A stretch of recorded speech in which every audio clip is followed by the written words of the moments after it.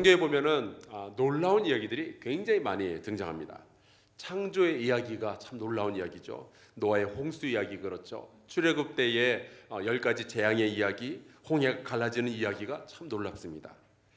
하지만 저는 성경을 쫙 둘러볼 때 가장 놀라운 이야기는 하나님께서 이 땅에 사람의 몸을 입고 태어나셨다라는 예수 그리스도의 이야기가 가장 놀라운 것 같아요. 성경에 보면은 또 굉장히 많은 사람들이 예수님을 보고 놀랍니다. 예수께서 12살 때는요, 예루살렘 성전에 있는 사람들이 예수님의 지혜를 보고 깜짝 놀랐죠. 예수께서 이제 산상수훈을 말씀을 하시고 그것을 다 마치자 사람들이 예수님의 가르침에 놀랍니다. 제자들은 바다에 풍랑이 있는 것을 예수께서 말씀으로만 잠잠게 하시는 것을 보면서 도대체 이분이 누구시냐 그러면서 놀라죠. 예수께서 병자들을 고치실 때에는 백성들이 그분의 능력을 보고 놀랐고요. 예수께서 물 위로 걸어오실 때는 제자들이 유령이라 그러면서 놀랐습니다. 빌라도의 법정에서 신문 받으실 때도 아무 말도 하지 않으시니 이번에는 빌라도 총독이 예수님을 보고 놀라죠. 그러니까 예수님은 굉장히 많은 사람들에게 놀라움의 대상이었습니다. 반면에 예수께서 놀라셨단 말은 성경에 거의 나오질 않아요. 예수님은 수천 명이 들판에서 굶주리고 있어도 놀라지도 걱정도 안 하셨습니다. 대신 물고기 2마리와 떡 5조각 가지고 그들을 다 먹이시죠. 또 한참 설교하시는데 지붕이 뻥 뚫리더니 거기에서 중풍병자 침상에 묶여가지고 이렇게 매달려서 내려오는 사건이 일어났어요. 만약에 제가 지금 여러분 앞에서 이렇게 설교하고 있는데 위에서 먼지가 퍽퍽 나오더니 구멍이 뚫리고 사람이 내려온다고 생각해 보세요. 저도 저지만 아마 여러분 깜짝 놀라실 거예요. 제일 놀라실 분은 우리 관리부장님, 고쳐야 되니까. 그런데 예수님은 그런 상황에서 당황하지도 않으시고 그 중풍병자를 병에서 낫게 해주십니다. 심지어 군병들이 예수님을 체포하러 우르르 몰려왔을 때도 예수님은 놀라지 않으셔요. 예수께서는요, 웬만해서는 놀라시지 않는 분이셨습니다. 그런데 오늘 말씀해 보니까 예수께서 깜짝 놀라셨다는 그런 이야기가 나와요. 아주 희귀한 표현입니다. 예수께서 가버나움이라는 갈릴리 주변에 있는 도시에 가셨을 때 로마의 백부장이 면담을 요청해 옵니다. 로마의 백부장이면요, 일제시대로 쳤을 때 헌병대장쯤 되는 사람이에요. 아마 이스라엘 사람 같으면 벌써 놀랐을 거예요. 아니, 내가 뭘 잘못했다고 백부장이 나를 찾아오나. 저는 요즘도요, 운전하고 가다가 아무 잘못도 안 했는데 경찰차가 보면 괜히 걱정이 돼요. 내가 혹시 뭐 잘못한 게 없을까. 하지만 예수님은 그 정도 가지고 놀라지 않습니다. 역시 우리 예수님, 그까지 백부장 아무것도 아니죠. 맘만 먹으면 12사단도 더 되는 천군 천사를 부르실 수 있는 분이 백부장 가지고 놀라시겠어요? 괜찮았어요. 그런데 그 백부장이 하는 말이 자기 집에 종이 한 명 있는데 지금 중풍에 걸려서 굉장히 괴로워하고 있다는 거예요. 그래서 예수님이 좀 고쳐주셨으면 좋겠습니다 라고 이야기를 합니다. 그러니까 백부장처럼 정말 권세가 있는 사람이 자기 집에 있는 종 하나를 위해서 예수님을 찾아와서 간청을 한다는 것, 여기서부터 살짝 이제 우리의 예상을 좀 빗나가요. 좀 놀라워요.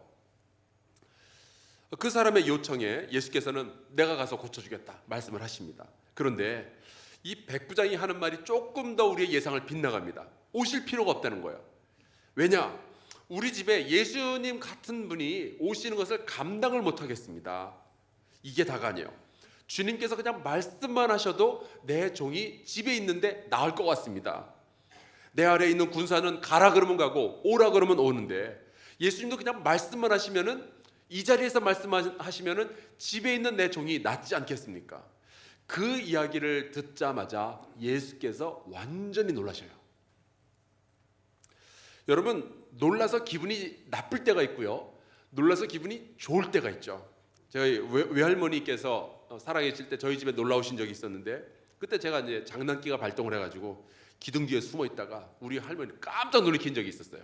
그때 야단을 얼마나 맞았는지 모릅니다.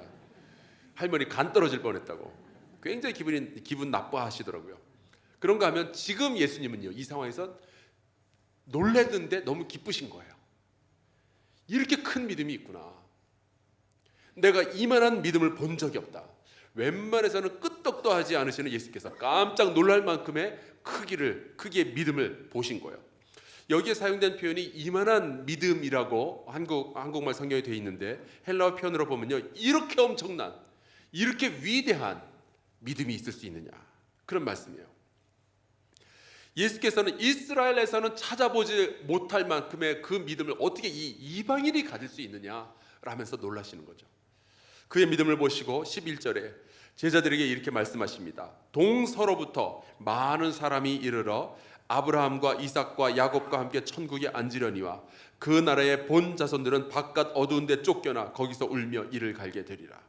이방인들 가운데서 많은 사람들이 하나님 나라의 백성이 되겠지만 오히려 이스라엘 사람들은 하나님 나라의 백성이 되지 못하고 쫓겨나게 될 것이다 라는 뜻입니다. 그 정도로 예수께서는 이 백부장의 믿음을 굉장히 높게 평가하셨어요. 도대체 그의 믿음이 어느 정도길래 예수님마저 놀래킬 정도의 수준의 믿음이 되었을까? 우선 이 사람은요, 예수님을 찾아오는 믿음을 가지고 있었습니다. 여러분, 세상 사람들은요, 아무리 힘들어도 예수님이 안 찾아가요. 병원 가고 은행 가고 선배들 찾아다니고 그러죠. 예수님한테 안 가요. 왜냐? 믿음이 없으니까. 여러분, 자기가 해결할 수 없는 문제를 들고 예수님을 찾아가는 것, 그것이 믿음입니다. 힘들고 어려울 때, 가정에 고민이 있을 때 혼자서 낑낑거리거나 도울 사람이 없는지 있는지 기웃거리고 돈으로 해결할 수 있는지 없는지 생각하고 그러는 것이 아니라 주님께 그 문제를 들고 찾아가는 믿음의 성도들 되시기를 주의 이름으로 축원합니다.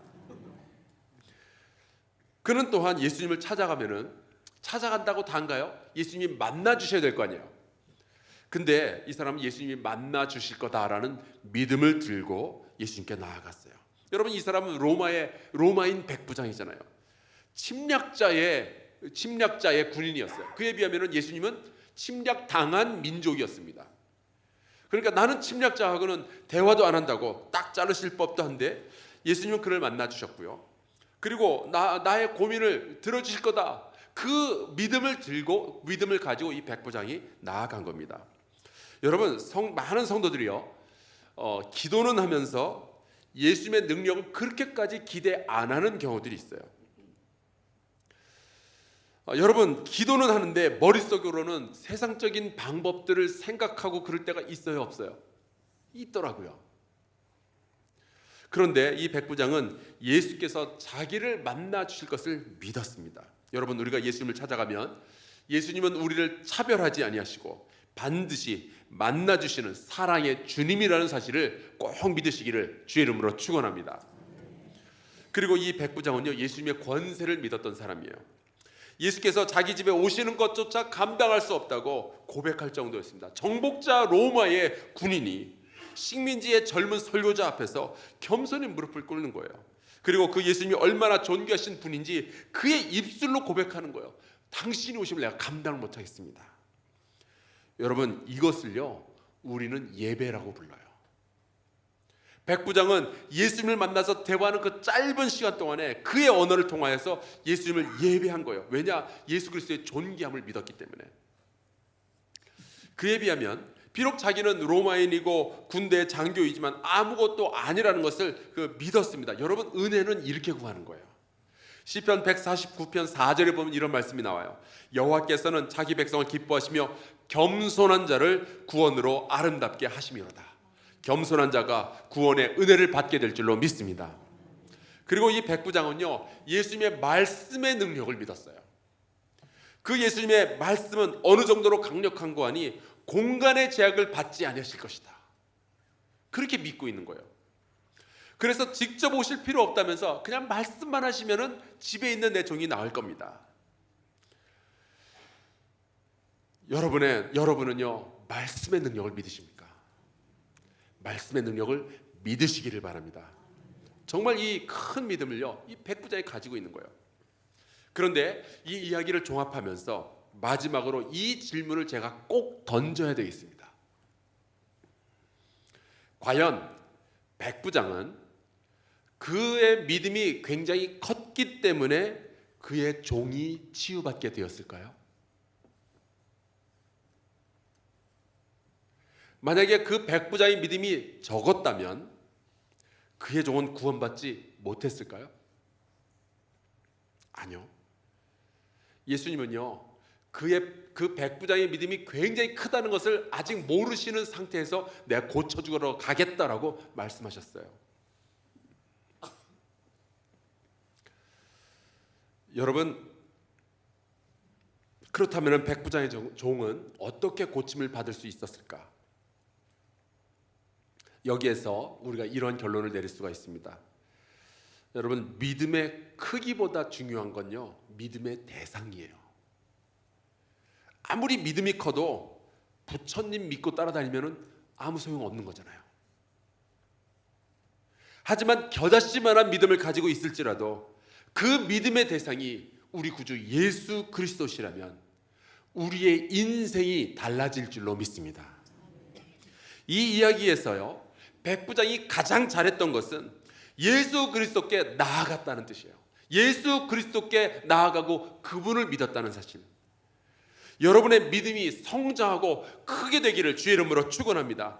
하지만 아무리 여러분이 생각해 보기에 내 믿음이 좀 작은 것 같다 할지라도 그 믿음의 크기에 좌절하지 말고 끝까지 예수 붙드시기를 주의 이름으로 축원합니다. 그때 여러분은 주의 영광을 보게 될 줄로 믿습니다.